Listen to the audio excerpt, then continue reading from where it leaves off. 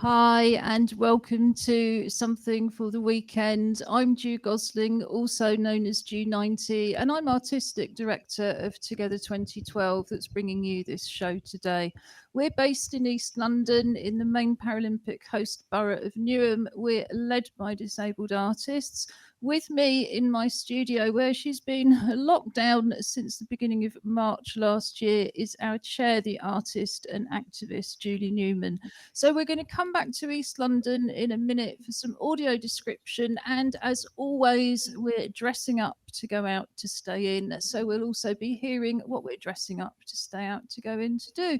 But first, at the other end of our long virtual wheeled sofa, are our West Midland hosts. So let's have some introductions, audio description, and tell us what you're dressing up to go out to stay in to do today.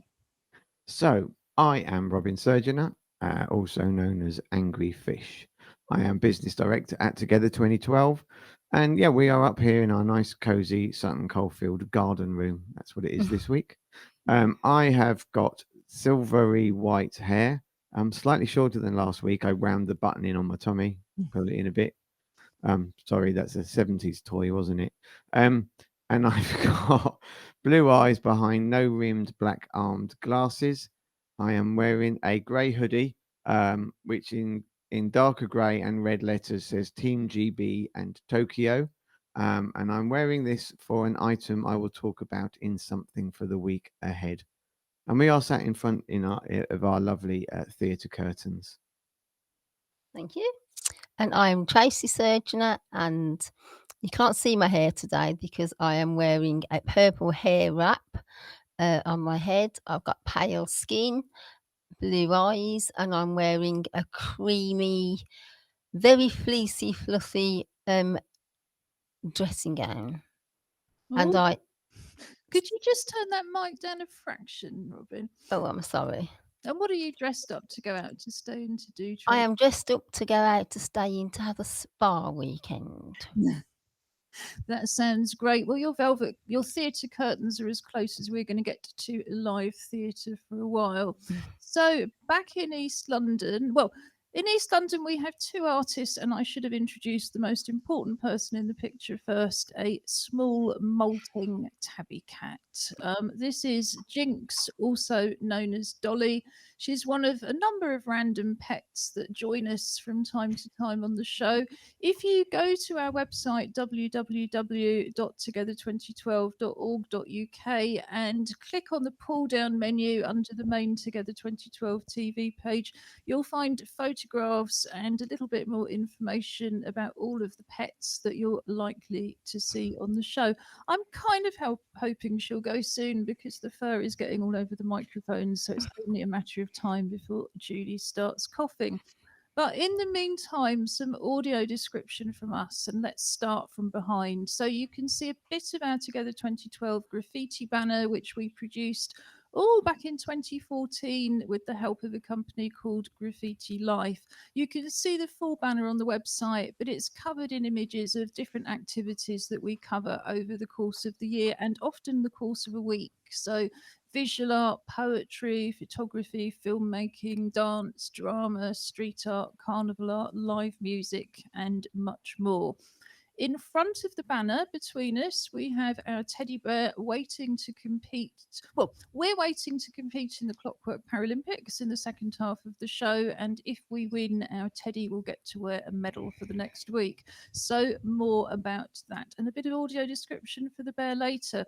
But I'm Ju Gosling. I've got a self styled henna'd corona crop, mercifully hidden under a hat knitted by the artist Alison Walker. Thank you again for the hats, Alison. It's great that they keep coming because, yes, I think a year of lockdown haircuts was quite enough, but there's no sign that it's safe for us to have the hairdresser in just yet. So that's a bright pink hat in different shades. It's a sort of cotton knitted beanie. I've got pale olive skin. I've got green eyes behind black plastic glasses. I've got black wrist braces, silver coloured jewellery, and I am wearing a bright pink t shirt that says Superwoman.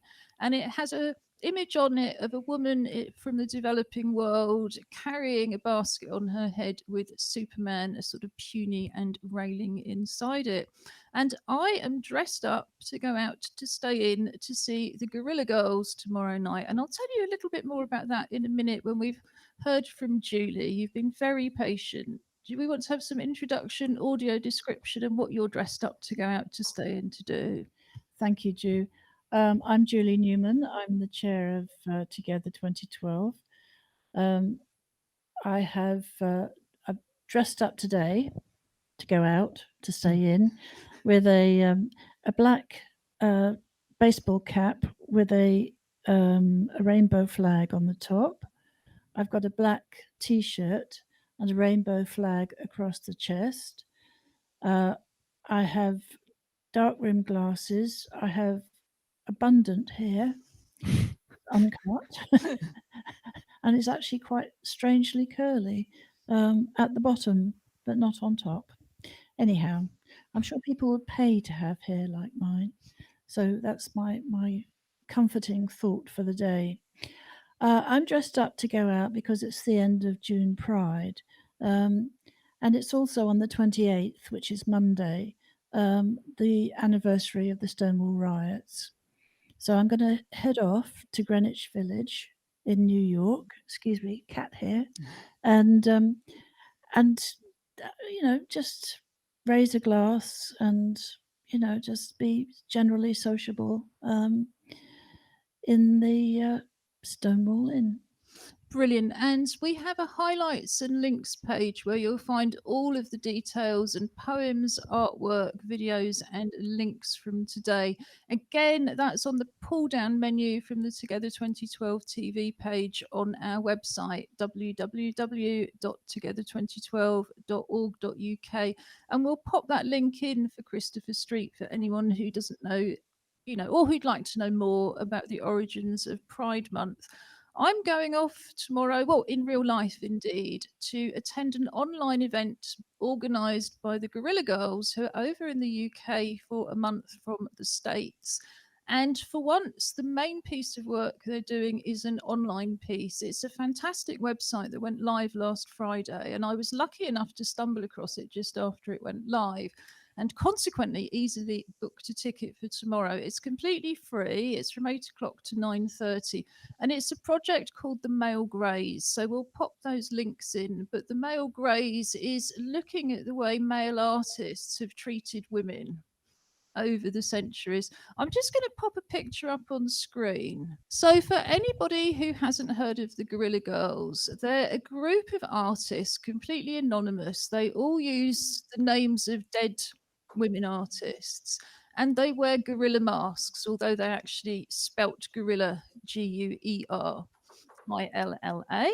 So this was us meeting them when they were last over in 2016. So there's me in my wheelchair with my assistant's dog talking to one of the Gorilla Girls, who, despite their best efforts to be friendly, my dog was just not having it at all. So I've got a number of photos of Julie's assistant's dog being absolutely adorable with the Gorilla Girls, but Jazz just, even when he got given treats, just shouted and shouted and shouted. I've been following the Gorilla Girls since I was a teenager, and 40 years later, very little has changed in the art world, which does seem to be quite shocking. But what the Gorilla Girls always do is deal with these issues and highlight these issues with a huge amount of humour. Everything they do is very, very funny. So I'm really looking forward to the Male Greys event tomorrow night. I'm going to put the link up in case there's still tickets left, because like I say, it's free. But the website, which we'll put into the links, is just absolutely fascinating, and I suspect also was stimulated a bit by the Me Too movement as well. If you look at some of the artists they've exposed in terms of bad behaviour today. So we'll hear more about what you might dress up to go out to stay and to do later in the second half of the show in the week ahead. But now we're going to move on and have a look at some of the poems that have been written this week by the Together Pop-Up Poetry Club. If you'd like to join the Pop-Up Poetry Club, it's run by telephone on a Wednesday morning from 10:30 to 12. We pay you, put you on the group call. Well, we pay for the calls, we phone you, and we put you on the group call. And people get together, read out poems that they might have found elsewhere or that they've written. We have a discussion around a theme. We ring off and write on a theme, and then people come back to share their work. Well, I say we, I can't actually access the telephone. So Julie is the director who's there, also with Alison Marchant, our club's programme leader who runs the group, and usually Noel as well, our engagement support worker who's able to phone. And this week's theme was summer, wasn't it, Julie? Yes, summertime. Would you like to start with a poem? Yes, this is from Alison, as Ju said, the group leader, and it's entitled It Was Late June. It was late June, and there was a rise in heat in the afternoon. Willow herb, meadow sweet, and grass. The blackbird sang over rich cowslips and chestnut flowers at summer's pace. Swallows chatter, brightness burns, dandelion clocks and the busy bee, ponderous with summer scents, poppies flicker from an open French window in the air of other summers. Thank you, Julie, and thank you, Alison. What have you got for us next from the West Midlands? I'll go first then. I've got one here from a Glory Sengo. This is simply entitled Summer. Summer is when you wear your sunglasses and you sit down in the garden and see the sun. The sun beams on your face and you go and swim in the sea and you put sun cream on your back. Thank you, Glory. That brought back some lovely images of summer's past and I hope summer's future, though not this year. Tracy, what have you got for us? Yeah, I've got one from Dawn Barber entitled Summer. The sun is out, everyone on a high. The flowers are in bloom, the butterflies are flying. Birds singing in the trees, people beaming with joy and feeling happy. I love the summer. I never want it to end. It is my special friend. My vitamin D that makes me feel happy. Sun, keep doing your special work and make us beam even more. Oh, I really, really loved that. I'm just going to dive down and pick up one from Crystal Peasy. So this is called Summer. In the summertime, I like going to feed the birds. The sun is shining bright, so I go to the trees for shade. It's so hot, I eat ice cream and I put sun cream and my sunglasses on. We go outside to see the sun and get fresh air. All the leaves that come off the trees and fall on the floor, the days become longer and brighter. I go and visit my mum in the summer and I have ice cream with her. At night time, it's still very bright outside, and I go to sleep very happy. Again, thank you for Crystal. That just brings up so many images. What have you got for us next, Robin? Oh, I've gone the wrong way on my list of poems here. So I have one from Duncan Bridgestock. This is called Escalator to Heaven. If I don't have wings, will I still go to heaven? But I would much prefer a double cheeseburger, bacon and gherkin with fries and side salad. But my idea of heaven is a whole street of jazz clubs, like New York's 52nd Street in the 1940s, populated by jazz greats. If you don't behave, you're going to get such a snack. What would you prefer, crisps or a Mars bar? My favourite sweets are Ravel's Boleros. Is it time for my nap? I love Duncan's poems, not strictly speaking on the subject of summer, but I thought that was unmissable. And we've got some of Duncan's collages to look at in a little bit. Tracy, what have you got for us? Yeah, I've got one from Taylor and it's also called Summer Dreaming. Summer days, a hazy dream, blue skies burning light, pavement sizzling, birds singing, children cheering, holidays nearing. ice cream dripping, seagulls sweeping, the crowd sweating, blurring, moving, looking for shade, sipping lemonade, waiting for the day to fade into evening, summer dreaming. Thank you, Taylor Henville. We really love that. You know, it's just such a very summery. We're not having a very summery day in London today, but you'd never know it from those poems. And I think finally you've got one for us, Julie. I do. Mine's called Summer Solstice. On the longest day, the stones stand tall against a marbled sky.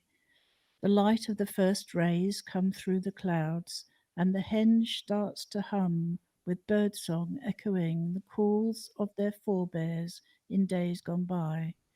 Skylarks sing their last for the year. With blackbirds and song thrushes they welcome the day and greet the wakening joy of dawn. Now we shall gather the fern seeds at midnight while lovers dream, and walk through the gates between the worlds, invisible as we capture the magic of centuries, calling the sun to rise. Thank you, Julie. So earlier in the week, in fact, no, let me move on to the next one. Sorry, Julie? I forgot to say, and I should have said, the theme, the poetry theme for next week is a song that I like. Brilliant. So if you'd like to join in from home, then the theme, as Julie said, is a song that I like.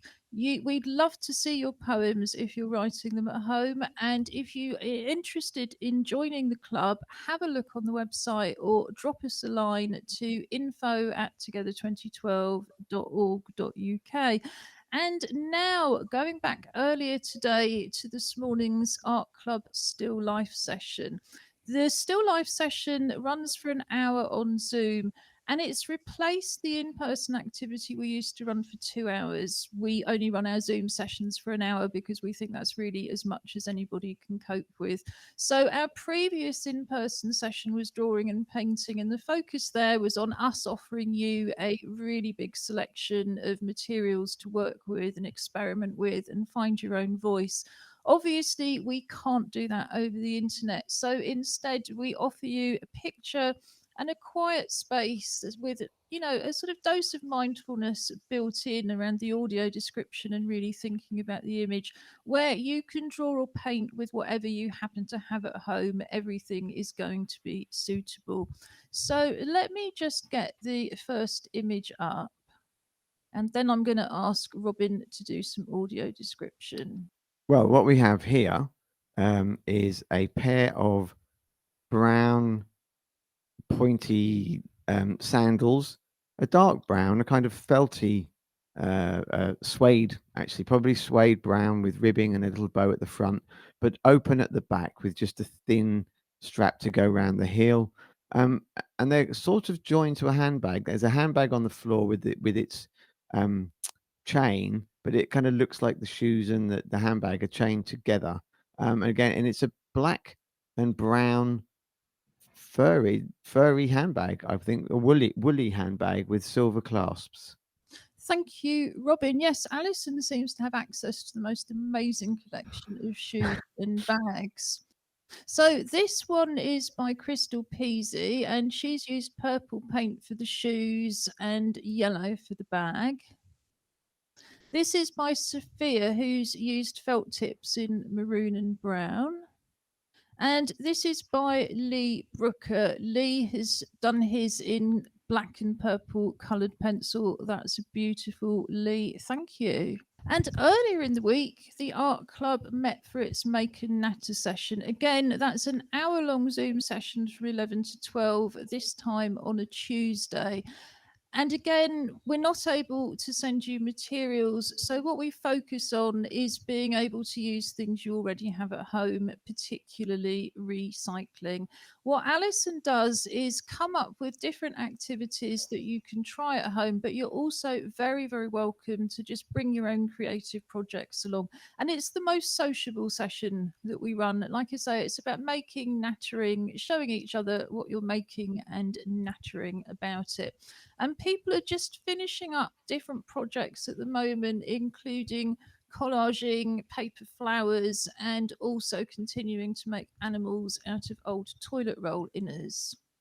So this is Ellen Goody. Ellen's beginning to do a collage, and what she's done is drawn and coloured and cut out different shapes for that collage. This is Glory Sengo, and Glory's cutting out pictures, sticking them on white paper and then cutting them out again and putting them onto black card. This is Crystal Peasy with some of the animals that she's making by squeezing the top of toilet rolls together and then covering them in coloured paper. And this is Sophia, who's holding up, yes, I think it's 2 flowers made from cutting out and rolling paper. And if you'd like to know how to do that, you can find that in the Join In with Tracy pages. And I promised you we would also have a quick look at Duncan's latest collages. So I'm going to pop that up and get you to do a little bit of audio description. Robin, we've got 4 of them. Okay, well, I can tell you what we have here is an orange background and a Cadbury's milk tray box chopped into lots of L shapes and placed to create a not really a maze, but a pattern kind of like that, very sort of digital in an analog way. Now this is a deeper contrast. So this has a red background and then a much deeper red card with some white writing on. And again, we're using right angles, but it's interesting because towards the middle, they all kind of rotate through 90 degrees to create a focal point in the middle. But then around the outside, each pair of right angles creates a square. And then there is 3 dots.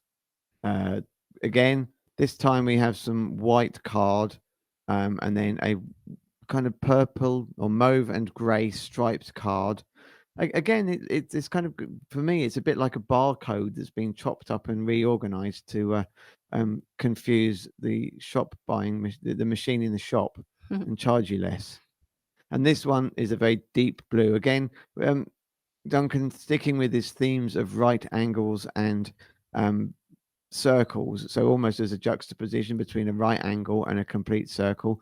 So we have 8 right angle shapes creating 4 squares, and then with 3 circles up through the middle. Thanks for that, Robin, and thanks for those, Duncan. Duncan's actually going to be exhibiting his collages with us as part of our 2021 Disability History Month Festival this November.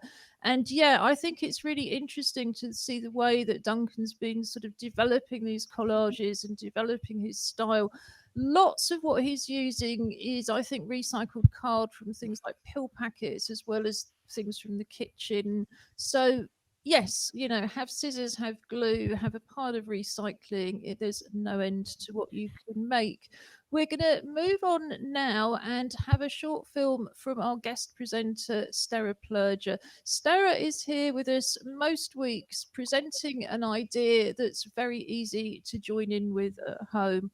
And we have, as with Tracy, a Join In with Sterre page on our website. So you'll find the latest film on the pull down menu for Together 2012 TV under the highlights and links. But you can also go to the pull down menu on the Join In programme and see this with Join In with Sterre. And I have a feeling that there's quite a lot in common between what Sterre is going to show us, and then we have an activity coming up that Tracy's going to show us. So let me pop this first video up now. Hi, I'm Sterre, and I did a painting with my fingers of a tree. My fingers were all messy, disgusting. I don't want to do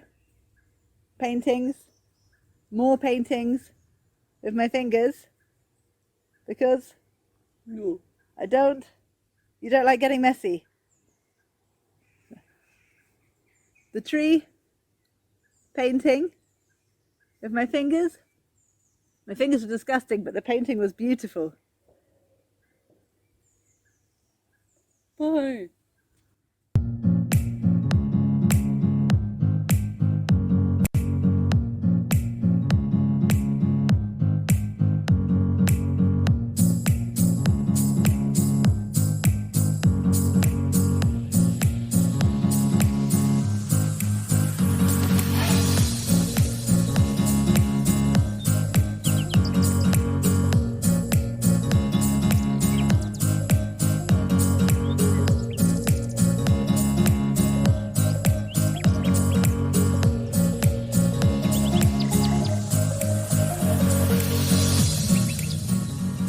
Thank you, Sterre. Just to give a bit of audio description there, it's not quite what I'd call finger painting, and I can really see where Sterre was coming from, because she was actually making the trunk and the branches by painting the whole of her arm as far as the elbow and putting the whole arm down. But it was beautiful and very, very effective, just using brown paint on her arm and then green paint on her fingers to give the impression of the leaves. So thank you as always, Sterre. And Tracy, what have you got for us? Well, I was inspired watching Sterre's videos over the last couple of weeks where she was doing different things with paint. So I thought, what can I do in paint? So we've Shall I- got some pictures, haven't we? Yeah, I'll pop the first picture up and then you can talk us through it. Yeah. So I just thought, what can I use? I've got paint, bit of cardboard to stop it going all over the table. And that's a bit of old wallpaper that I've got. I just sort of cut a couple of squares out of that. But for the main body of my painting, I use the bottom section of a fizzy drink because it looks a bit like a flower. With the paints, because I wanted to create runny paint, I just put a little bit of water in with the paint just to make sure it would flow. And then I simply put my flower shape in the middle of the paper and just tip the paint over it. There's no right or wrong way, just whatever you think. You stop when you've got the amount you want. I just think trying to be creative. So I've gone for a red and I've added a bit of blue, a bit of yellow, added a little bit of green as well. And then when that was done, I've got this sort of circle of mixed colours. I use the end of a paintbrush to just stretch it out a little bit. Did that, carried on and did that all the way around. It's quite interesting because I didn't know what I was going to end up with. But it did end up being rather nice. Quite liked it. Thank you, Tracy. I think that was the final photo that I had up on the list. So, Nice. yeah, that looked fascinating. It just creates this sort of, dream-like picture. It's quite what's the word? Sort of, Psychedelic. yeah, psychedelic would be good. Yeah. Yeah, Obviously, it's because it's quite runny. You need to leave it to dry before you try standing it up, otherwise it will just drip. And did you take the plastic off before you dried it? Or just I did. Yeah, I removed the plastic. I think I must have forgot to send that picture. I removed the plastic from the middle, and then as I did, the paint then drew itself together to fill that space. And it just looked really cool. I was very impressed with myself. Fascinating. Well, we'll pop that final picture up afterwards. Julie. I have to say, I'm sorry, I've been bobbing up and down here because I got very excited. It looks like a chicken. The way that it looks like the feet, the claws of the chicken, and then it's got its wings back and its head down. I just think it's wonderful. I loved it. Yeah, well done. And was it psychedelic or was it? Yeah, I think psychedelic. Or was it cathartic? I think it was also a bit cathartic, wasn't it? Yeah, and then for that one, I used the bottom of a Coke bottle. But if I'd used a bigger bottle, maybe a lemonade bottle that's got a wider circumference, then it might have come out with a totally different picture. Yeah, and it's certainly very easy to just take the scissors to any kind of plastic bottle these days. They're so thin, and just cut them off to, use whatever. I use the bottle tops quite often as paint palettes. So there's a number of simple painting activities within both the Join In with Sterre and the Join In with Tracy films. And I think you're right. Some of the ones that come out most abstract can also really look like something. But there's also ways that both Sterre and Tracy have demonstrated where using very, very simple techniques, you can still, as Sterre showed you, create things like trees. So we've reached the middle of our show, and it's time, as always, for the weekly Clockwork Paralympics.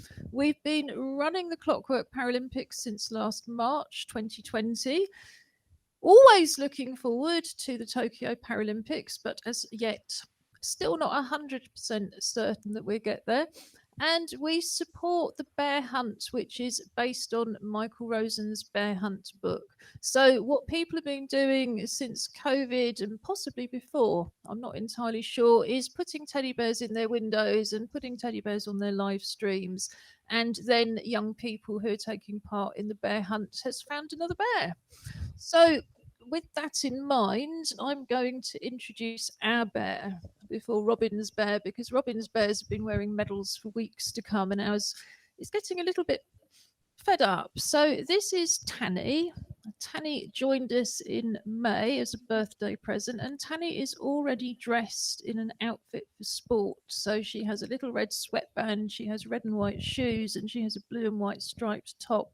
Unfortunately, she comes with her own medal, and she's holding a rainbow flag, partly to support the Hungary, well, partly to support the kind of protest around the UEFA football and the Rainbow Stadium, and partly just because it's Pride Month. So, who is hoping to be the medal wearer for Birmingham 2022? Well, this is going to be Bo, and she is a very kind of light honey coloured teddy, also wearing a pink sweatshirt. She's going to be representing Birmingham today. And I'm going to say now that we're going to choose the left side of the screen as we look, because we want it all to be very fair. So, in the Clockwork Paralympics, we race clockwork toys and see which gets to the end first. This, I've discovered over the months, is quite a frustrating process because quite often neither of them get to the end. But we have few competitors that we can rely on more than most. And at the moment, we're in the pool in honour of Robin's Paralympic medals. So in this case, it's Clockwork Crabs in the walk-in bath. If you'd like to join in from home, as Robin says, just pick a side of the screen before we start the video. And as always, we'll get Robin to tell us who's won. So here we are at the Olympic baths, ready to go. We are Commonwealth. Birmingham is on the left side of the screen, London on the right side of the screen as you look at it. Oh, an exciting race ahead of us. And amazed, look at this, London. Okay. I actually thought London were going to take the title then, but at the last moment, Birmingham zoomed through. I'm deeply sorry, because I had actually chosen that side, having won the last few weeks from the other side. And I thought, well, okay, maybe there's a reason. So I went that side, and obviously fate is shining on us. So I'm going to present Bo with this is a medal from the CP World Championships of 1986. I am really that old. Well done, Bo. I think all of us are that old. I mean, you know, when we were doing our previous live stream, we had a young person, but of course they've gone back to university now. But yes, I think you're just very good at winning, Robin, which is why you've got so many medals. The rest of us could all do with learning. So now we're going to look at the week ahead and see what's coming up online, mostly for free, that we would like to recommend. And I'd like to start in the West Midlands by, let's hear a bit more about what you're dressed up to go out to stay in to do, Robin. Okay, well, actually, I mean, I'm afraid it isn't free. But when we did our show on a regular basis, we had gaming as part of it, and we've actually not talked about gaming since we moved to the 1 day a week. So I thought to bring that up, is we've just seen the release of the Tokyo Olympics game, and it's absolutely fascinating. Joshua, who is obviously the resident gaming expert, and I've been second many times already, has bought it for his Xbox, but it is available across the platforms of PlayStation, Xbox, Nintendo Switch, PC, and something I'd never heard of before called Stadia, which may be I think it's a purely online version, I think. Anyway, and it is, I think it varies between 29.99 and £35. But actually, the thousands of hours you can get from it, it's not that. It just seems a lot when you've got to buy it, but it is really good. And it's got all the sports. I mean, Josh and I so far have concentrated on the 100 freestyle and the 100-meter running, and as I say, I've been second a lot. Um, but it's quite interesting because when there's two of you, Robin. no, the computer takes part as well. But it's really interesting because it's kind of like previous games. It's all about kind of looking like the athletes that you expect to see there. Was actually the characters in this are a little bit more sort of nuanced and odd. And kind of various different shapes. Majority of the events are mixed gender as well, so you can choose which you want to be. But you could also do it dressed in a spacesuit or a rabbit or a Sonic the Hedgehog as well, without apparently impairing your performance. So it's just fun. I mean, and the graphics are really good. I mean, it's really, really easy to see. And then the two events I've done, you only need, you don't have, yes, you do have to use fingers or thumbs to do stuff, but it's not like when you've got to press A plus B plus this or C and F and down and round. It's kind of like push, push, push, push, push, squeeze kind of stuff. I mean, when you get to rugby, it might be more complicated, but Well, I think we'll leave it there, but we get the general idea. And yes, that does actually sound excellent. And we talked quite a lot about the accessibility of the Xbox. So I'm presuming that if you buy the Xbox version, you can pretty much play it any which way you want. Are you recommending any particular kind of spa weekend, Tracy, as you're dressed up for a spa weekend, or is it just DIY? Oh, it's going to be a DIY. I've got it all lined up. Nails, face mask, bit of honey on the hair.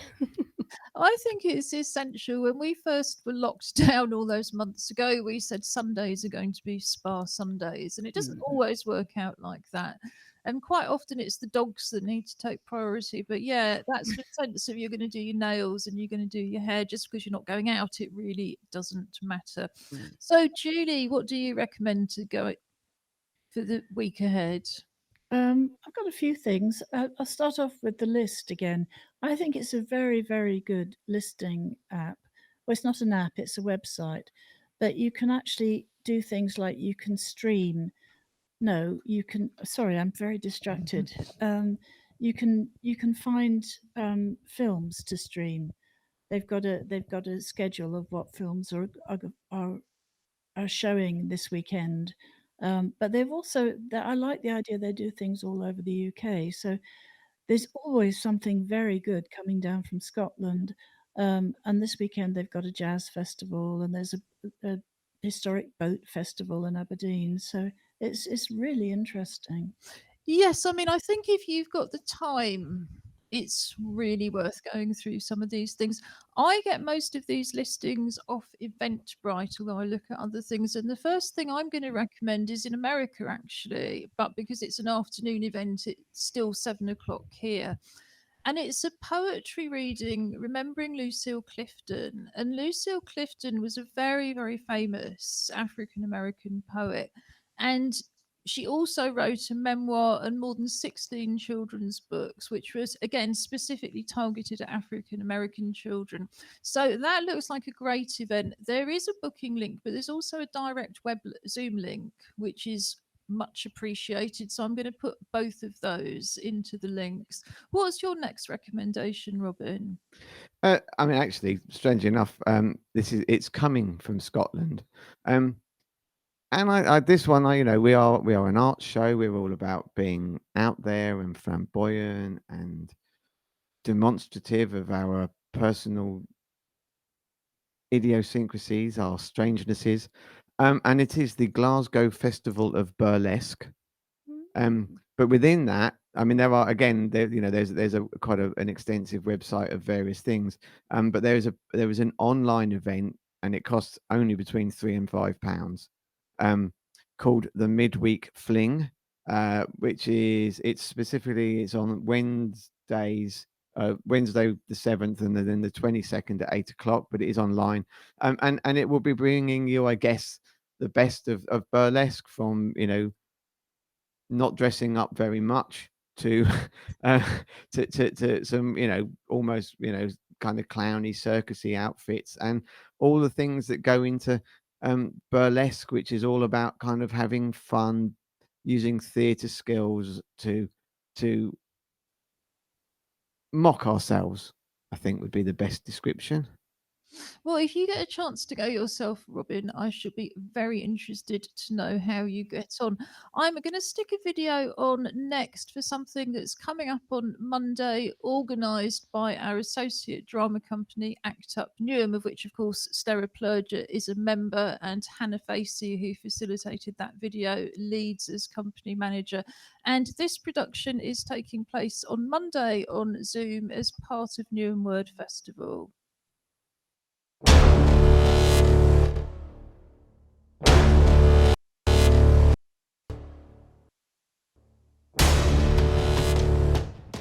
Lucy's going through a rough time.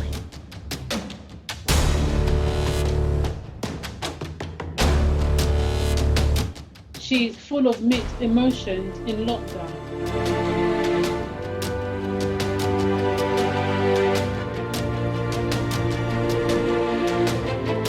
Will Lucy be happy again?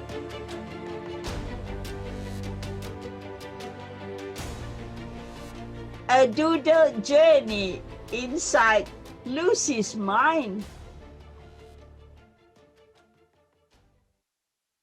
Mom, 28th of June at 7 p.m. on Zoom. So that really will be unmissable. So I'm really looking forward to that. Also, as part of the Word Festival, on Thursday, we have our pop-up poetry cafe. We've got live captions from Global Real-Time Captioning, who also caption this live stream. We have BSL interpretation. We have participants from this week's Sign Poetry Workshop, which we organised also as part of Newham Word Festival. So that's from 7 to 8 p.m. on Zoom next week. You need to drop us a line for the link, info@together2012.org.uk, or I'll put some alternative methods up under highlights and links. Julie, what did you have for us next? There's an online exhibition at the Van Gogh Museum in the Netherlands. And I just found it by accident, and I was thrilled because they've categorized Van Gogh's paintings. And I started looking at landscape ones, and I just got lost in them. Yes, I mean, we forget how many very famous disabled artists there's been over the years. I remember visiting the Van Gogh Museum in 1990, and it was just mind-blowing. So it's great to know there's an online offer. There's just time for a couple of quick more. Have you got anything for us from the West Midlands? Yeah, I've got another one, still on the theme of art. And I think we talked about this a few shows ago about the Great British Photography Challenge. I think some of you had watched it. The whole series is available on iPlayer. If you haven't watched it, I think it's a good watch. But my recommendation was that actually the winning, don't want to give too much away for those who haven't watched, I'll just say it. There are two winners, and the two winners have actually got their own exhibitions, which is going to be online. And I think I've had a look, and it looks really interesting. So if you get a chance, that'd be a good thing to watch. If you want to know from the beginning and work out who you think is going to win, watch the whole series. Yeah, thanks, Tracy. I didn't realise the exhibitions were up, and I found it fascinating, the whole series, because you learn, I think wherever you are in your photography journey, you are always going to learn from something that's led by Rankin, who's such a great British photographer. And again, I think I think it was all very nuanced. And, one of the people in particular is very much somebody who was talking about their mental health and their well-being and the part that the photography played. But just generally, as I've said before, I spend more time on iPlayer than any of my subscription channels. So, you know, if you've only got iPlayer, don't despair. They definitely have the best programs. Who else wants to jump in? We've just got a couple of minutes. Julie. Dublin Pride online tomorrow. It's completely virtual. It starts at 12. I'm really looking forward to it because it means quite a lot, I think, to not just people in Dublin, but the whole of Ireland. Yeah, I think what's happened with LGBTQI plus rights in Ireland over the last decade has just been extraordinary, you know, particularly when you see the pushback with other Catholic countries. Anything else from the West Midlands? I'm afraid I have to say football. We do have to. We'll move on then. No, come on. There is just, you know, unfortunately Scotland didn't make it through, but England and Wales have made it through to the knockout stages of Euro 2020. So we will wish them luck. Of course, we'll wish them luck because they always need it. That's for sure. I'll just throw in one more for anybody who is interested in dance. And I know quite a lot of people who dance also teach. There's a industry-wide symposium on Tuesday morning and completely free from 10 to 1:45, and it's about improving racial equality racial equity, as they so quaintly put it. But I think a very overdue look at how the dance teaching world operates, because if you're not teaching inclusively, you're not producing diverse dancers later on. So that looks like a very, very welcome and long overdue session. We work in every field of the arts, and it has to be said that when I, as an individual artist, go out into the dance world, yeah, it's certainly far, far, far more discriminatory than anywhere else I operate. So it's wonderful to see that they're taking that on board and doing something about it. So we'll have all of those activities, poems, videos, recommendations, and more up by 6 o'clock on our highlights and links page. The recorded program goes up online on a Friday night about 8 o'clock and stays there. You can also find Sterre and Tracy's activities in the pull down join in from home menu, where indeed there is a lot more join in from home activities as well. Robin, would you like to well, let me ask Julie as our chair and the eldest and the boss. Would you like to say the final few words? Yes, I think definitely have a good weekend, whatever you're doing. All week. Or week indeed, because it is the week ahead. But yeah, I hope it's a good one for you, and I hope you rest. The weather's going to be a bit grim over the weekend, so I would stay in and watch films or football, indeed, or indeed the cricket. Yes. Or you could join in from home with some of our art activities, which I think is what Tracy and I will be doing while the other two are watching sport. So it's goodbye from East London. You're very, very welcome to join any of our activities. Just drop us a line. All of the information is available on the website www.together2012.org.uk. Robin, would you like to introduce the final item and, of course, say goodbyes from the West Midlands?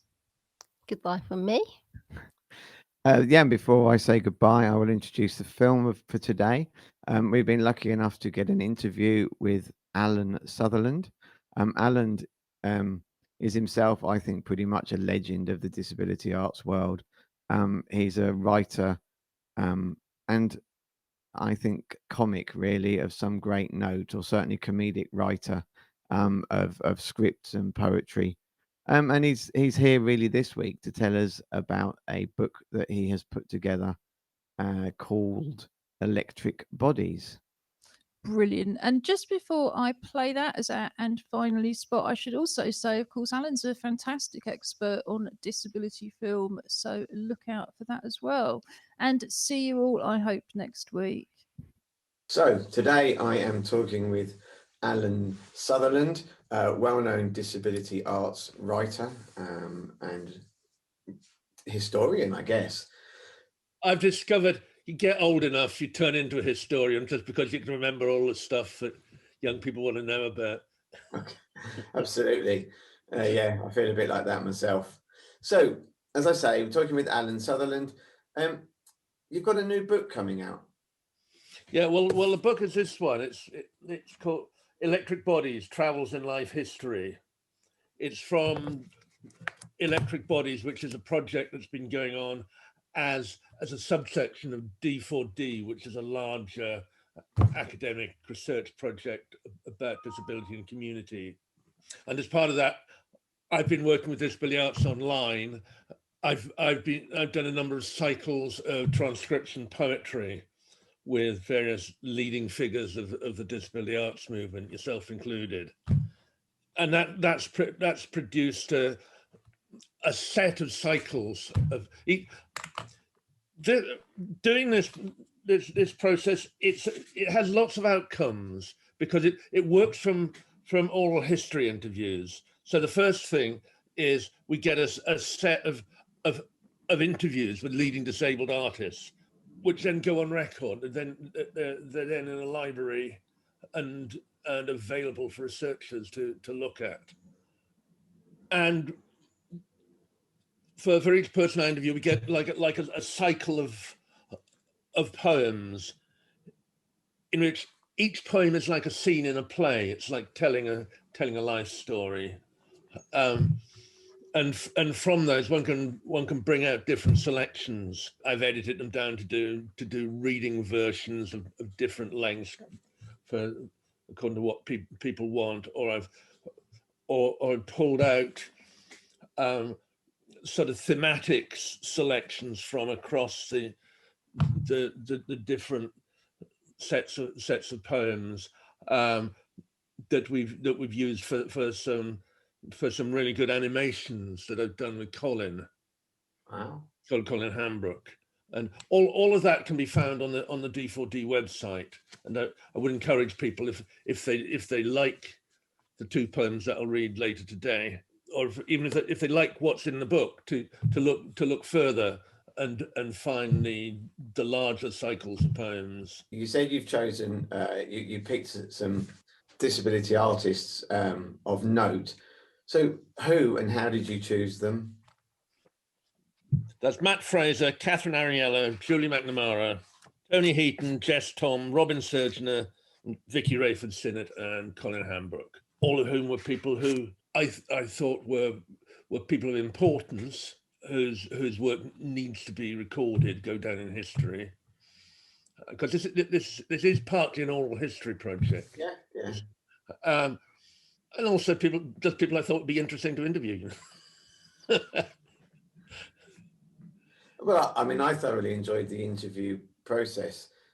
Would you just like to tell our viewers kind of what that oral history process entailed? With each person, I've done a long interview over 2-3 sessions, basically a life history interview in most cases. Then I've transcribed the recordings and edited those into sets of poems, which is something I've been working at for a while now as a process, and turns out to be a really productive one. It's very interesting how the individual person's voice survives that process. That was the first time we did a set of these, which was with Nancy Willis some years ago. That was the thing that Colin Hambrook and I both noticed. Disability Arts Online had been kind of the publisher of this work, and that wasn't something we were necessarily expecting, that the individual voice would come through that strongly, but it really does. Even when I do live readings, still the voice of the person who's been interviewed is really strongly there. I mean, I'd agree. Having been part of that process and then read the almost like a biography in prose, you know, it was fascinating actually feeling like I was hearing myself. So I think, again, for viewers, if you are interested in how this has worked and to learn lots more about some of the disability artists that have gone before now. Obviously, I'm still here.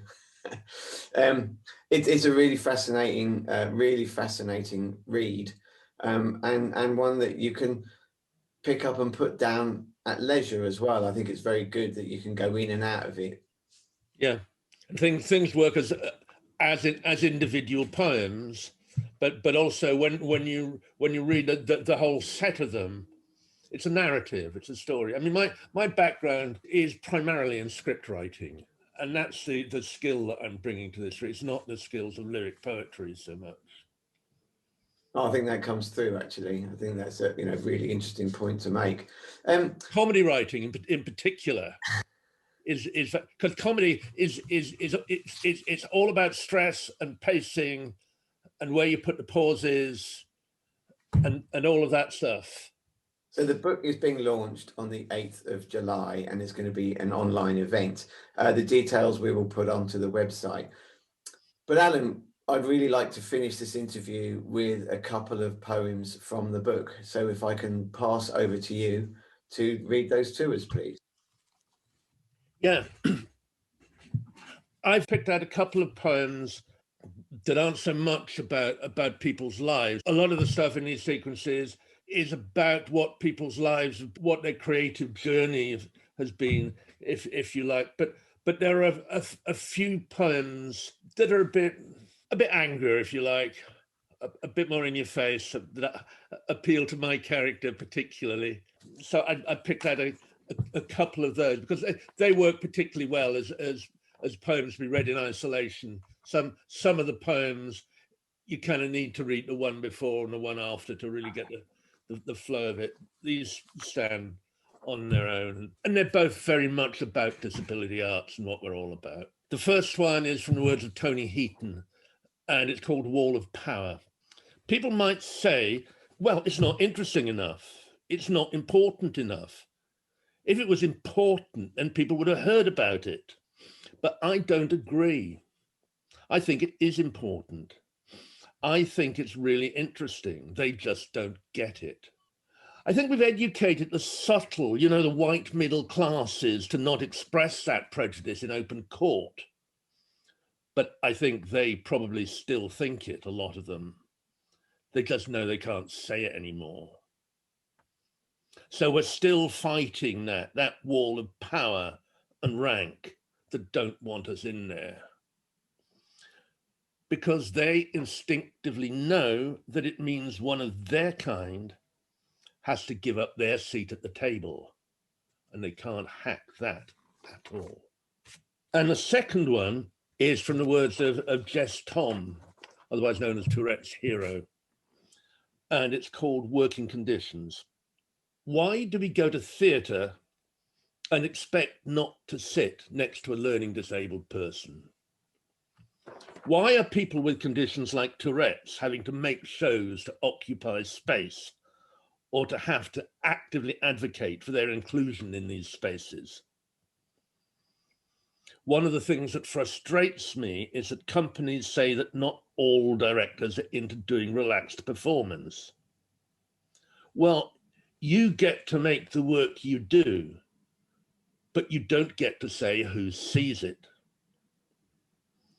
If you're not prepared to do relaxed performance, then list who you don't want in your audience. Tell me who you don't want. I think that is the difficult thing about the exclusion of disabled people, because there's this perception that for so long the idea was that you gave access as a charitable act, as a gift. It was a nice bonus that you did for people, rather than the right of everybody to be able to access our shared cultural space. We're chipping away at that, but it definitely hasn't been smashed to pieces yet. Allan, thank you ever so much. And we will get the links onto the website. Brilliant. Take care, Robin.